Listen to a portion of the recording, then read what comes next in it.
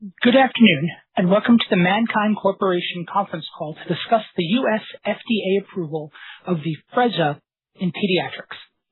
As a reminder, this call is being recorded on May 29th, 2026, and will be available for replay on the MannKind Corporation website shortly after this call for approximately 90 days. This call will contain forward-looking statements. Such forward-looking statements are subject to risks and uncertainties that may cause actual results to differ materially from these expectations. For further information on the company's risk factors, please see the Form 10-Q for the period ended March 31st, 2026, this morning's press release, and the slides prepared for this presentation. Joining us today from MannKind are Chief Executive Officer Michael Castagna and Senior Vice President, Therapeutic Area Head for Diabetes, Dr. Kevin Kaiserman. I'd now like to turn the conference over to Mr. Castagna. Please go ahead, sir. Thanks, operator, and good afternoon, everyone. Thank you for joining us on today, which is a truly historic moment for MannKind, for the diabetes community, and most importantly, for children and adolescents living with diabetes. Our founder, Al Mann, always dreamed this innovation would be available for kids, and we're honored to be able to fulfill that dream today. Our agenda today is with Kevin and I will lead the discussion, and our president, Nick Marasco, will be available during Q&A. Our goal is to walk you through why this milestone is so critical to driving an inflection in Afrezza's future growth over the coming years. In fact, we've already received our first 2 patients in the last hour. As of this morning, Afrezza is now approved for pediatric patients living with diabetes ages 6 and older. This is more than a label expansion. It is bringing a fundamentally different experience to children and families who manage diabetes every day. This is the first alternative to mealtime injections in 100+ years of pediatric treatments. First, I want to thank the FDA for their collaboration and support to help get us across this finish line.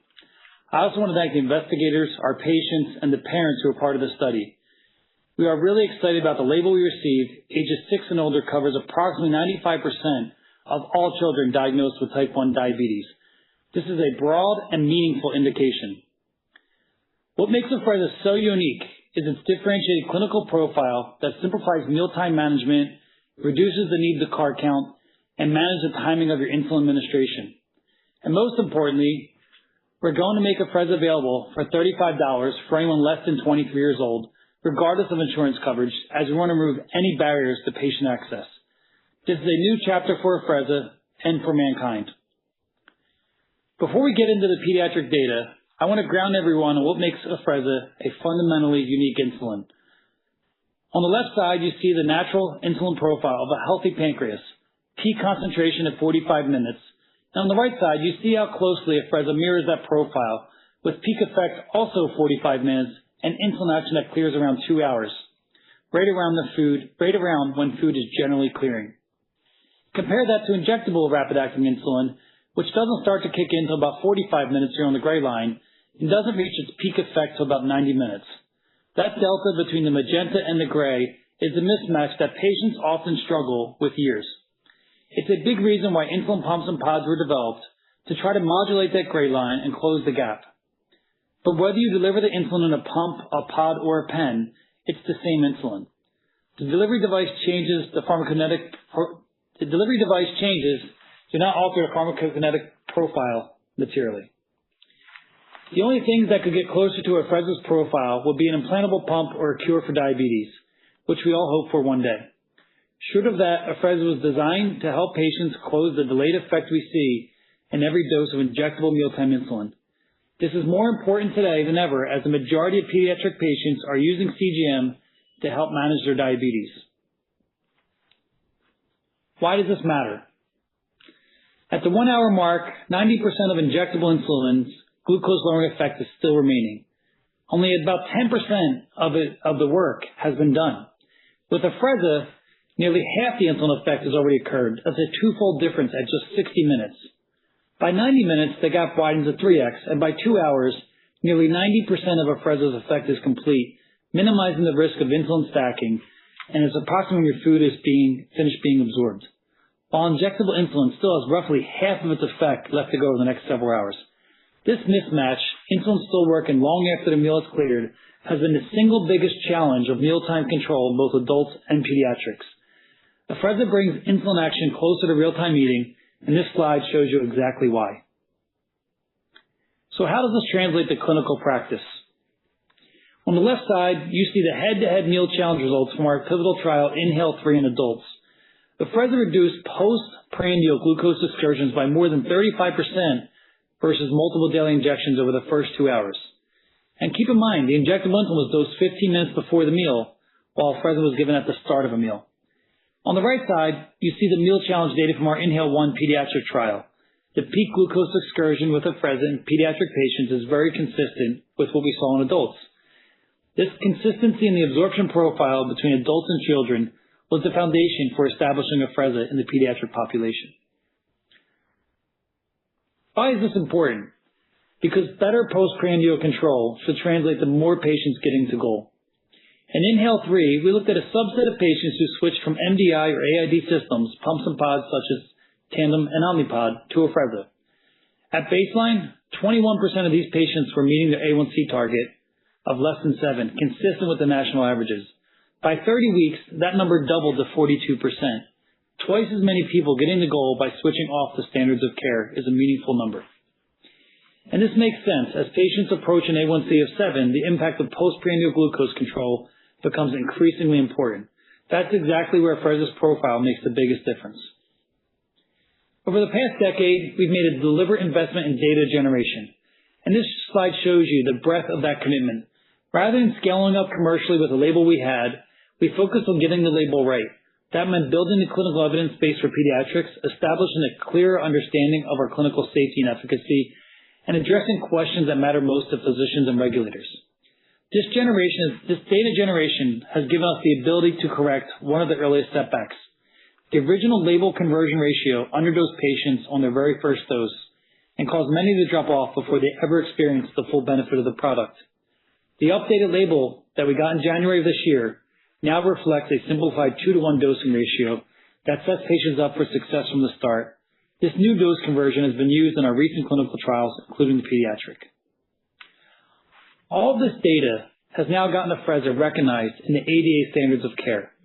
Last year, the 2026 standards of care were updated to recommend that clinicians evaluate inhaled insulin as an option at every patient visit. This has helped set the stage for launch. These updated guidelines are a fundamental shift. For years, Afrezza wasn't on a level playing field, and now it is. The ADA standards of care are what HCPs, payers, and health systems use to guide therapeutic and formulary decisions. And inhaled insulin is now recognized right alongside the other standards of care, multiple daily injections and AID. In fact, recent market research showed 3 out of 4 patients were not offered choice consistent with the ADA guidelines. This new approval brings Afrezza into routine standard of care conversations, which is exactly where it needs to be. The pediatric approval sets us up to relaunch Afrezza in a truly meaningful way. Now I'd like to introduce Dr. Kevin Kaiserman. Kevin is a board-certified pediatric endocrinologist with more than 30 years of clinical and academic experience. He joined MannKind in 2020, right in the middle of COVID. Kevin's insights into the lives of children and families living with diabetes were critical to our development of this innovation. You couldn't ask for a more qualified person to have led the clinical program to help us prepare for this launch and gain FDA approval. With that, I'll turn it over to Kevin to talk about the unmet needs in pediatrics and why we're here today. Thank you, Mike. So what are some of the challenges that children and adolescents face in diabetes management? One of the major issues is missed insulin doses. Up to 1 in 5 doses are missed, regardless of whether you're using multiple daily injections or pumps. The result, less than 20% of adolescents with type 1 diabetes are achieving the glycemic goal of having an A1C less than 7%. And when you look at why, functionally, you have changing insulin sensitivity and irregular eating patterns. Socially, there's discomfort with injections or pump site activity in public, and fear of having hypoglycemia in front of your peers. And emotionally, you're dealing with injection anxiety, fear of needles, and disease exhaustion from managing ever-changing food timing and activity levels. These are the realities of managing diabetes as an adolescent, and they're exactly the types of barriers that Afrezza is designed to address. INHALE-1 was our phase 3, open-label, randomized controlled trial in youth aged 4 to 17 with type 1 or type 2 diabetes, conducted across 38 U.S. sites. 230 subjects were randomized 1-to-1, 117 to the Afrezza plus basal group, 113 to the rapid-acting injectable plus basal group. Both groups used Dexcom G6 continuous glucose monitoring.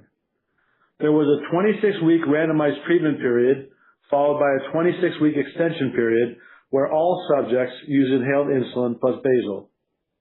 As previously disclosed, the primary endpoint was nominally missed, driven by the impact of a single subject with a very high A1C level, who was documented as being not adherent to therapy. Once this single subject was removed, the sensitivity analysis demonstrated the non-inferiority margin was met. One of the notable benefits we saw in the trial was the lack of weight gain with Afrezza. Body mass index percentile, which accounts for age, gender, and weight, showed no change in the Afrezza group over 26 weeks. In the rapid-acting insulin analog group, BMI showed a 3.6% increase, and the difference between groups was statistically significant. Another important finding was treatment satisfaction. Both teens and parents reported significantly improved treatment satisfaction with Afrezza compared to subcutaneous insulin. When you pool the results, the difference between treatment groups was statistically significant. Very importantly, pulmonary function was monitored over the full 56-week study period. There was no difference in change in percent predicted FEV1 between the Afrezza and RAA groups. Also, after week 26, all subjects used inhaled insulin. So the dashed line here represents the group that started on subcutaneous insulin for the first 6 months and then switched to Afrezza.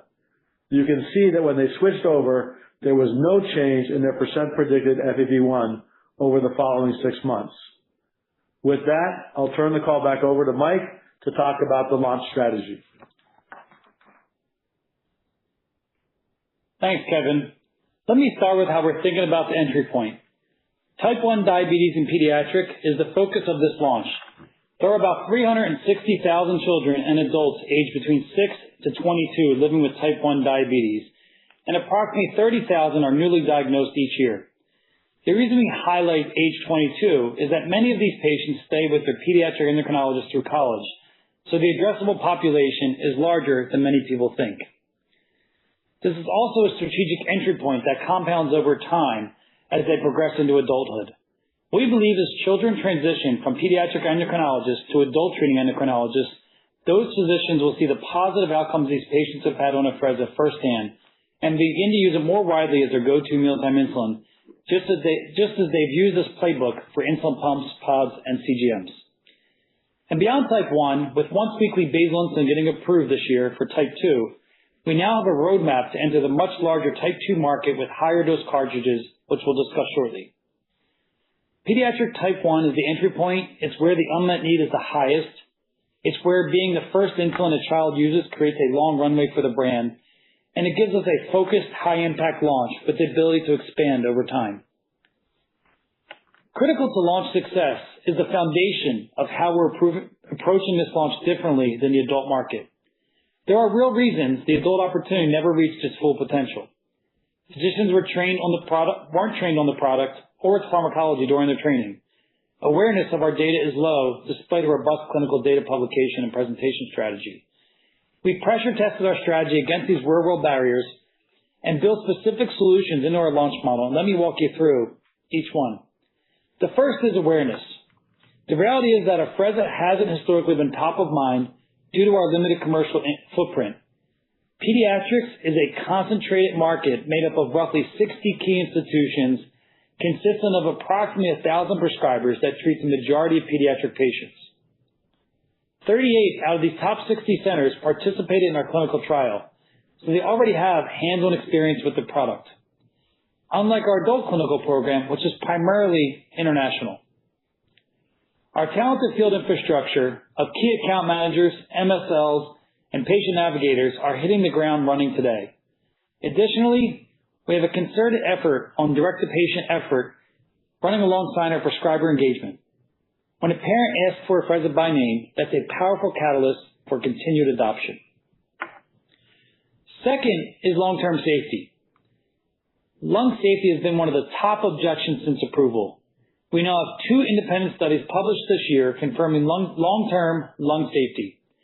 A third MannKind study will be coming out shortly, and 1 year of pediatric data that Kevin just shared with Inhale-1 showing no impact on FEV1, as well as over 10 years of post-approval safety and surveillance. No one can credibly argue the safety of inhaled insulin at this point. Third is FEV1 testing. Spirometry can feel like an operational hurdle, especially in pediatric practice that may not routinely perform lung function testing. We've created starter kits with FEV1 devices that can be used at the point of care, removing a perceived barrier. Fourth is dosing complexity. We've got our label changed. We've built a one-stop shop hub for an online dosing calculator, a prescriber portal, EMR integration, as well as pre-printed forms, all designed to simplify dose selection and prescribing from the very first prescription. Clear tools that will give physicians confidence from day one. And then finally, prior auth and affordability.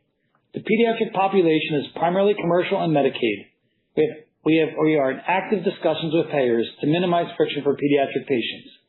We have a white glove service that will ensure every patient can get Afrezza for $35 or less, regardless of insurance coverage. And Afrezza delivered to the doorstep within 24 to 48 hours. As a pharmacist by trade, I can tell you that cost at the pharmacy counter is one of the biggest barriers for families trying a new therapy. We're removing this potential barrier up front and hope to improve the prescriber experience and fulfillment process. Every known barrier has a specific, funded, and operational solution behind it.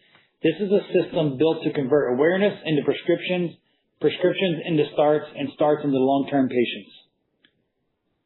We touched on the market research on previous calls, but I want to come back to a few of these numbers because they really inform how we're executing and how excited we are about this opportunity. 2 out of 3 pediatric endocrinologists tell us they're likely to prescribe Afrezza. About half cite eliminating mealtime injections as a primary driver. 1 out of 4 indicate they would consider Afrezza in a newly diagnosed patient, consistent with our Inhale First population, and a strong signal of why we launched this study. Our patient share potential range is 23 to 37%, indicating an opportunity of $300 to $500 million in revenue coming from pediatrics, which will compound over time to adults. That indicates a compelling opportunity ahead. I also want to mention that we'll have a significant presence at the American Diabetes Scientific Sessions later this month. We have 9 poster presentations, and we're going to have an immersive virtual reality experience where people can actually follow the powder through the lungs into the bloodstream. There will also be educational dinner programs and many executive encounters and one-on-ones. We're excited about leveraging our new creative campaign, Insulin in the Moment, which captures exactly what Afrezza delivers, insulin that works in the moment, right when kids eat and live. It's the centerpiece of our prescriber and consumer messaging, and this is the most significant presence MannKind has ever had at ADA, and the timing is right after our approval. Could not be better.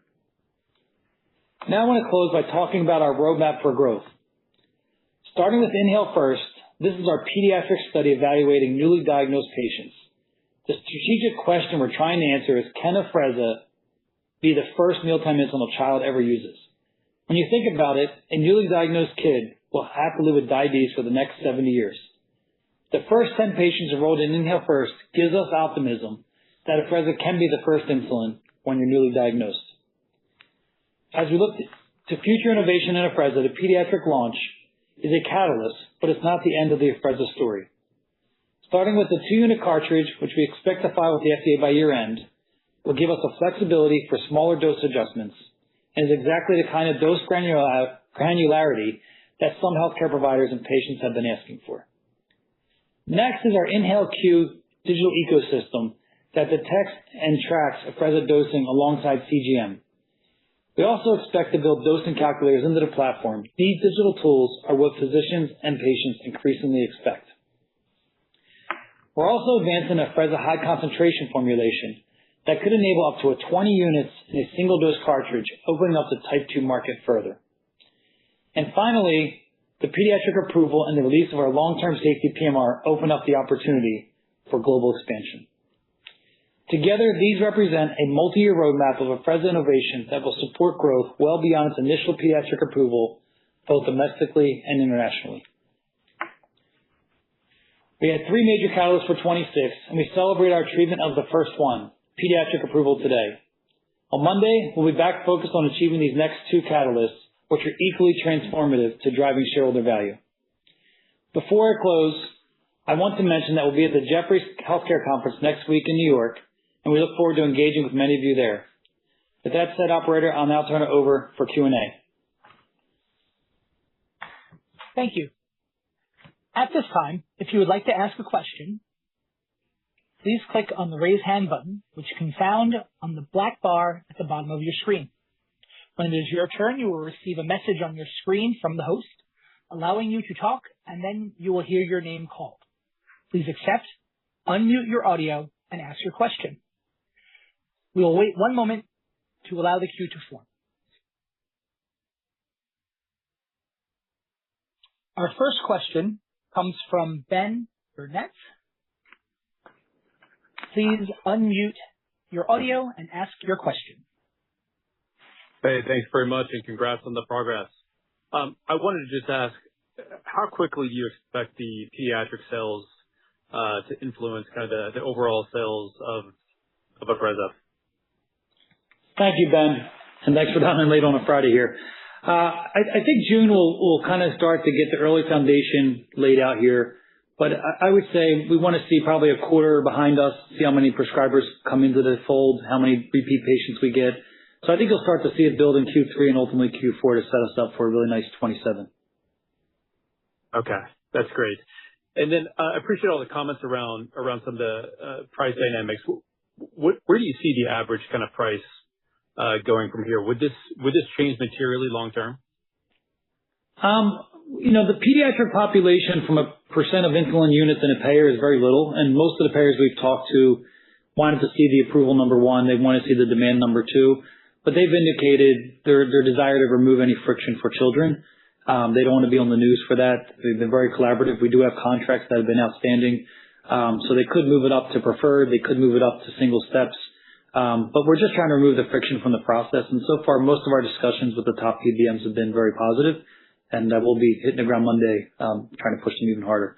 But we expect like in October 1st to January 1st formularies to kind of get easier and easier. And the reason we put it at $35 is our commercial patients generally pay that or less, and Medicaid patients will pay less. And so we don't expect, even as you get formulary changes, that the cost to the patient will change much. We're trying to make that as seamless as possible. Great. Thanks so much. Our next question comes from Rowana Ruiz from Leerink Partners. Please unmute and ask your question. Hi. Afternoon, everyone. So a couple from me. One question I was thinking about is you talked about removing barriers, like making sure patients can access Afrezza for $35 or less.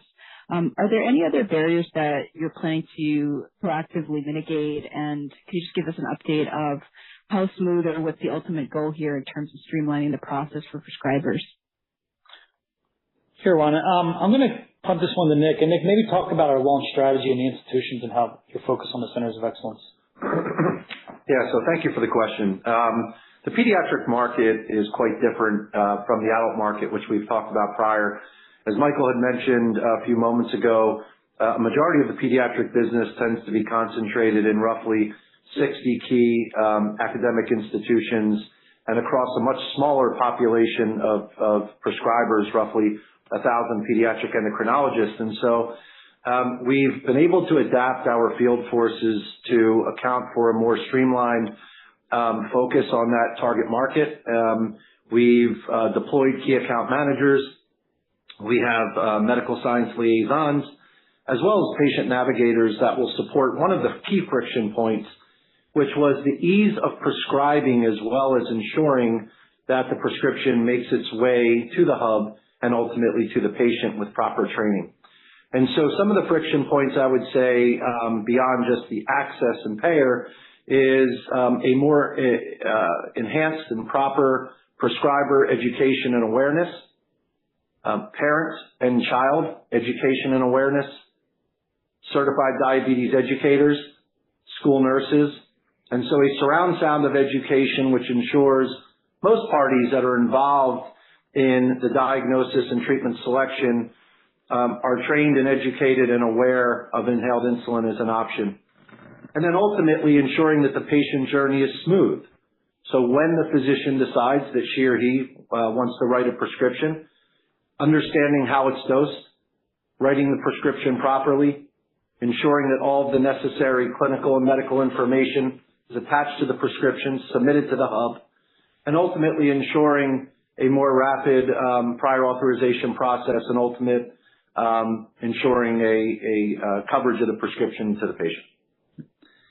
And then the other thing Nick's going to be doing is we got Centers of Excellence 5 every week or two we're going to be launching, and that's going to work out any kinks that we identify in the first 30 days. So that's another key part of the launch is figuring out where we may have missed something or how we self-correct as we continue to evolve each week. Okay, that's super helpful. And I also noticed you mentioned that the addressable pediatric population could be larger than people think. Could you frame a little bit more what's supporting that perspective? And it also sounded like some of that might come from targeting teenage or college-age individuals. Could you talk a bit more about that? Yeah, if you think about, especially as kids get to adolescence, and Kevin can comment if he wants, the barriers in there of people wearing insulin pumps and the activity in sports and some of the college habits of kids, they don't all want to be treated the same. And so a lot of times if you think about it from 18 to 23, let's just call that 5 years. And if there's 30,000 new kids a year, that's about 150,000 kids that live in the 18 to 23 range that are still covered by ped endos for the most part. So that's where we talk about this. The market's not just, yes, it's 16 and below, but we have not been calling on ped endos for the last 10 years. And so only this year are they getting to know MannKind, and therefore that population was typically treated by ped endos, not adult endos, and that's opening up an opportunity. And that's been one of our focuses. If you saw, we launched a scholarship fund to try to build awareness of MannKind out there in the college community. Yep, makes sense. Thanks. Okay. Thank you. Our next question comes from Olivia Breyer from Cantor Fitzgerald. Please unmute and ask your question. Hey guys, congrats on today's approval. Really looking forward to this launch. Can you talk about some of the launch prep that you've been doing just in terms of identifying patients to put on therapy now that you are approved? And Mike, you mentioned that you already have 2 patients ready for treatment. What other indicators of early success are you maybe seeing from your field teams that may be shaping how you're thinking about the initial launch curve in these patients? Sure. I'm going to kick it off to Nick, and I can close with any further comments. Yeah, I would just say we've done the key account managers have been deployed into the institutions over the past 7 to 9 months. We've been working with the institutions to understand through our medical affairs proper patient identification of middle school, high school, early college years. And so I would say we've had a nice head start in working with some of these key institutions, not to mention, as Michael mentioned, at least 2/3 of these institutions have been involved in our INHALE-1 or other clinical trials. So I think there's been quite a bit of prep work in patient identification and laying the groundwork appropriately. Yeah. Another thing I'll say is we have a series of travel events that I'm pretty sure my family won't see me for the next 6 months. We're going to be on the road. We got a lot of speaker programs. We got a lot of KOL interactions with Kevin, grand rounds, CME events. There's going to be a lot to kick off going forward. And I think the last part I would say is, it's the first time we've been here a long time, but hearing doctors say Monday morning, I got my patients lined up, I'm going to be making phone calls, I'm going to be sending in people. We were expecting to launch, Monday morning, not end of day Friday. And so we're happy to see when we're already seeing referrals come in today. So we'll see how quickly it goes, but we want to be cautiously optimistic given the history here. But we've done everything we can to get the best people on the ground to be on the front lines of this company to make the biggest difference for patients. And then a quick follow-up on the payer angle. What's your actual plan to communicate just progress on the reimbursement side, but both on Medicare and commercial? Is that sort of a quarterly cadence update that we should expect on earnings calls? I think if we were to get like a big formulary win or a national formulary, we would announce that publicly at that time. We're not aiming for preferred status, just to be clear. We want to get preferred status, but I think at the end of the day, that preferred status has to happen if someone maybe, like remember, most people are already on insulin that we're targeting, and that's mostly what insurance companies want. They want people to know they tried and failed the preferred insulin. We get it, we understand it, and that's been some of our discussion with the payers is, when you fail the first insulin, what happens? You go down the insulin pump route, and that is the journey that we put most families on forever. And many times you get to adults, they've been attached to their pump longer than their spouse. And so this is really part of the discussion with payers is don't look at it against injectable insulin. Look at about the alternative that people are going down and what is that lifelong cost and journey. And so far those discussions with payers have been resonating to say we're not trying to displace all insulin that's out there. Really try to help these kids get access as quickly as possible. And so far it seems like that's the right tone. Thank you. Congrats, guys. Thank you. Our next question comes from Gregory Renza from Truist Securities, Inc. Please unmute and ask your question.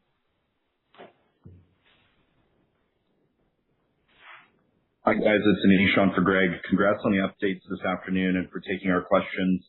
Just firstly, maybe if you could help us assess the range of your peak market share projections of 23 to 37% for Afrezza. What gets you from one bookend to the other? I know we're at the launch phase here, but that would be helpful for us.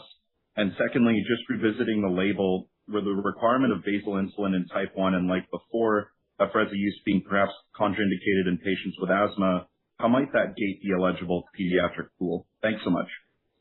Yeah, you can say 1 out of 5 people on the high end would have COPD or asthma, and that seems to be consistent as we look across the population. So we kind of take that out of our own forecast projections, number one. I'd say number two, what drives some of the range of the forecast is we are actively focused on kids who are on multiple daily injections. And to our surprise, there's a lot of clinicians who said, I want to use this as my first insulin now. There's nothing preventing them from doing that. Our label allows it, and the dosing, as long as they need 4 units or more, they're good. So we were also surprised at how early that initial insulin uptake could happen in the naive setting. So we started Inhale first to get ahead of it, but it just turns out that's going to be a nice bonus to support it as much as anything. And I think what drives the range is, we don't know. There is a large insulin pump and pod segment. We're not actively saying they are not good devices. Most clinicians have used them for decades and they're comfortable with them. And we really want to focus on the adolescents who are on MDI, most of them who are like 8 and above A1C, to try to help get experience there with the providers so they can see the benefits of the product. Over time, in our market research, we saw a range of patients who could come from the pumps and pod market.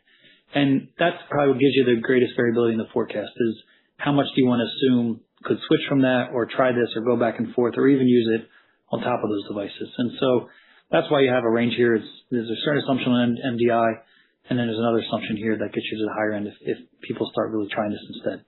So I think the market will bear that out over the next 18 months, but I think we'll hopefully see that trajectory as we exit the year and which direction we're headed. Great. Thanks, Mike. Our next question comes from Brandon Folkes from H.C. Wainwright. Please unmute and ask your question. Hi, thanks for taking my question and congrats on the approval. Maybe just two from me. You talked about compliance. So can you just give us your view on compliance and potential for missed doses with Afrezza in pediatrics? How do you look to address this or, assist in the compliance early in the pediatric patient's journey, especially as they sort of going to school in some of these places where they may not be under adult parent supervision, I guess, early on in their launch to drive it as habit? Yeah, I would say a couple things, and that's where Nick talked about the educators, the nurse educators in the schools, the camps. We're putting a lot of energy on that over the summer and back to school. I think in terms of compliance, even in our trial, we saw similar dropout rates to the adults, so it's not that kids had a worse dropout rate. It was consistent, if not slightly below what we expected. Kids are no different than anyone else. A lot of times, I've been to the camp with Kevin here, and you talk to some of these kids, they have much bigger issues than worried about their insulin control. But you want to find the best tool that meets their life. And if it's fitting their lifestyle, they're going to be compliant. And yes, they're going to miss doses, they're kids. But many times, like when you go to the camp and you see it firsthand, they're dosing blindly their insulin. They're not sure if they're going to eat one chicken nugget or 5, or one bowl of mac and cheese or none. And that's really the challenge I think parents face is how do you properly dose your child? How do you keep up with them? What are they doing in school? And now you can clearly see what's happening. With Afrezza, it does start to see that CGM move in the first hour and a half. So you'll know what your child is doing pretty quickly. But just like anyone, there's always going to be compliance issues. And I say if someone's a 9.5 or 10 and they're struggling, then maybe insulin pumps are the right product. Get some insulin's better than none. But I think anyone that really wants to bring their sugars down and improve mealtime control, that's where I think we have a big opportunity. And if you really think about children, their alternative is going to be wearing an insulin pump or a pod or getting an injection. I think most kids would rather say, okay, I'll take my medicine and let me take it. So this is much easier. And I never forget a few months ago we had an ad board and one of the doctors said, thank you for bringing this forward. The hardest part of my job is telling a family that their child is going to require injections to live the rest of their life. And I hate doing that every single day. And this is going to give them hope that maybe they don't need to give injections the rest of their life. They're going to need a basal, but maybe we can eliminate the 3 to 5 injections a day, mealtime or boluses they got to take with their pump. Great, thanks so much. And maybe one more. During those ad boards or discussions with KOLs, has there been any discussion about use of Afrezza in patients with eczema that may actually not be diagnosed with asthma just yet? Sort of any hesitation there or any discussion or view on that? Thank you. About hesitation about undiagnosed asthma? Is that the context? Yeah. Just yeah. Sort of, we in the trial, we allowed some patients in the trial, I think in the Inhale-3, that may have had a history.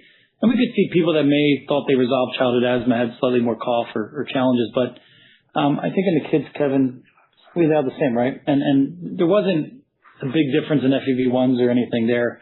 So we have some of that clinical data. We can go back and see. I can't remember, it was like 10 or 20 patients that had asthma historically or somehow diagnosed during the trial, and there was no major issue. So we'll have that data as a medical response if doctors have that question.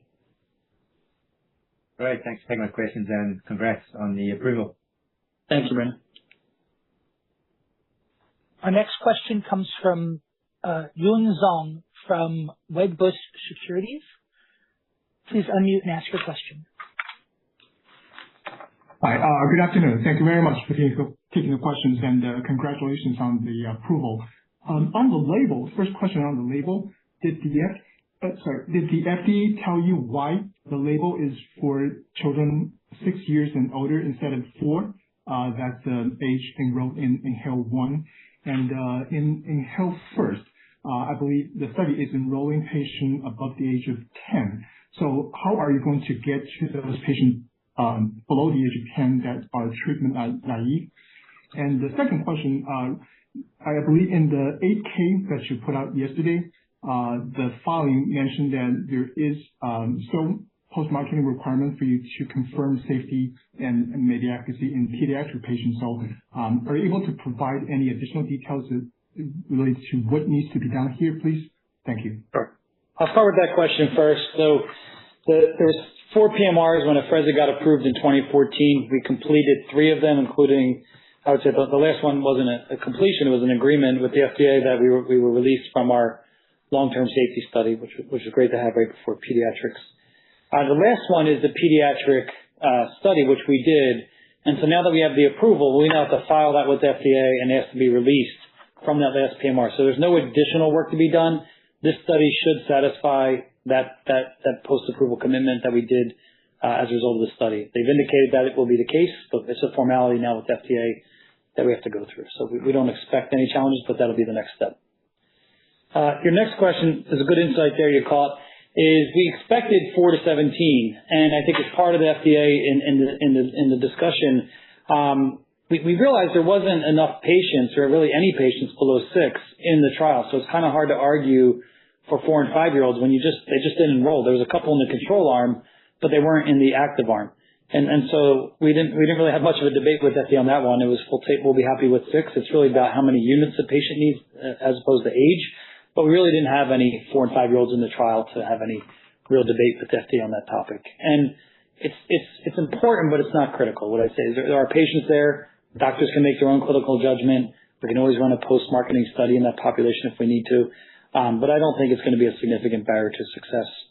And I think as we get the 2-unit cartridge, that's probably going to be more important for that population than the 4 units we have today. And your last comment or question was around Inhale First being 10 to 17. At the time we started this trial with the FDA, we were pretty confident that the 10 and above would be approved. We weren't sure where the FDA would land below 10, as there wasn't as many patients. It wasn't sized for each age range. And so now that we have the approval down to 6, we are going to ask the investigators, should we go down to 6 years old or stay with 10? There's no clinical reason we can't go down to 6 at this point. Great. Thank you. Okay. Thank you. Our last question comes from Anthony Petrone with Mizuho. Please unmute and ask your question.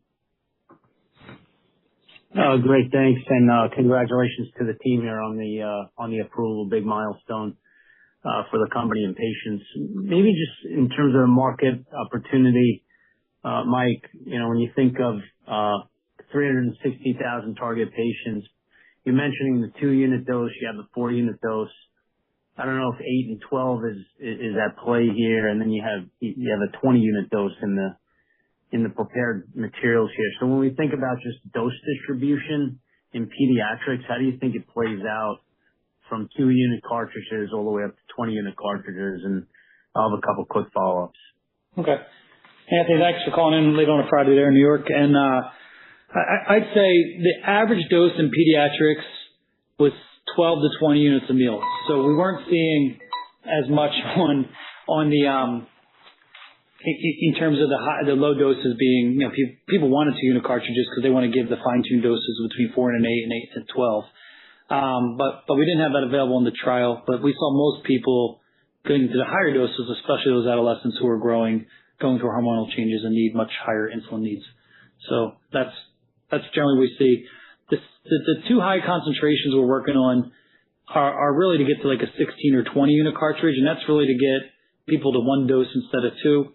That'll ultimately reduce the COGS, reduce the utilization of the cartridges, and it will help for like places like India and international where we do see people needing much higher doses in type 2s or international markets. No, it's helpful. And then the follow-up is just, you have the 35 out of pocket, but when you look at just retail pricing or even wholesale acquisition costs and price RX, you're kind of ranging at $450 to $1,500 a month. And that's the 4 to 12 unit range. You're adding 2 and going up to 20. So I don't know, when we think about it, are we ranging, kind of the net price to MannKind at like $250 up to $2,000 a month? Is that kind of the way to model it out? And then the last one real quick is just ADA next week. Do you expect like a bump in new prescribers coming out of ADA? Congratulations again. Thank you. I think on pricing, we have time to figure that out, meaning we 2-unit maybe a flat price to 4, maybe slightly cheaper. But as you get to the higher doses, they're actually more efficient to make. So I don't know if we'll still continue linear pricing out that way. And so it might be, from a modeling perspective, I would just assume whatever the average price per prescription is today and that continuing is how I would look at it. And you can manage a similar gross to net until we give different guidance of where we are. But I wouldn't expect that the prices will keep going up exponentially with higher doses. And then, that's helpful. And then just input for that ADA. And then ADA, it's a big conference. I'd say more than half the attendees are international. And then the other half, I'd say half practice medicine, half for just awareness thought leaders. And so it's really making sure our engagements with the half that matters that are coming to our dinner events, the one-on-one meetings, and that they do go back and they are aware of the data. We're getting really good feedback on the new standards of care. We keep reminding people that this is a choice and needs to be a choice that's offered to patients. And we think as clinicians go back and do that more and more, the patients will choose this as an option. And we think that's an important aspect. But more importantly, the ped endos, I don't know, Kevin, it's not the biggest conference they attend, but there's quite a few there. So I think, we want to make sure we're in the field right after ADA. We're training our team next week live, and they'll be out there right after ADA hitting the ground. Thank you. Well, thank you, everyone, and thank you for dialing in so late on a Friday, especially for those on the East Coast. I know you're waiting for happy hour. I am too. I have a big reason to celebrate. I've spent 10 years of my life here at MannKind making sure we get this available option to children. It's a really proud moment for me and the team and all the hard work despite many obstacles. To the patients and the families who participate in our trial and other pediatric studies who believe in this program, our regulatory team, our medical team, commercial team, Nick, Kevin, our pediatric leadership group, this approval is the result of your years of dedication and hard work. We didn't get here overnight. We got here because people refused to accept the status quo and give up on the idea that kids one day deserve this option versus mealtime injections. With that, operator, I'm going to close the call. We look forward to launching this successfully and meeting you at the future conferences. Thank you. This concludes today's call. We thank you for your participation. You may now disconnect at this time.